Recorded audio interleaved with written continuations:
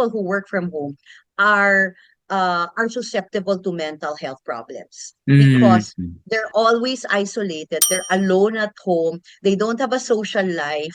And if you're an introvert like me, I enjoy it for a while, but at a certain point, you could also be on your living in your mind, and it can pull you down in terms of your mood. It can cause depression. So I would like to say that in order for you to manage these kinds of lifestyle, you need to take note that we need the sun. You need to take a walk. You need to mingle with people.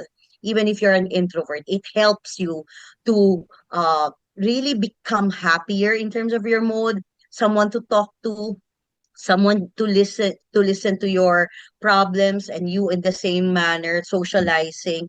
In fact, studies have revealed that the way to mingle with people, when the more you mingle with people as you get older, the longer your lifespan would be.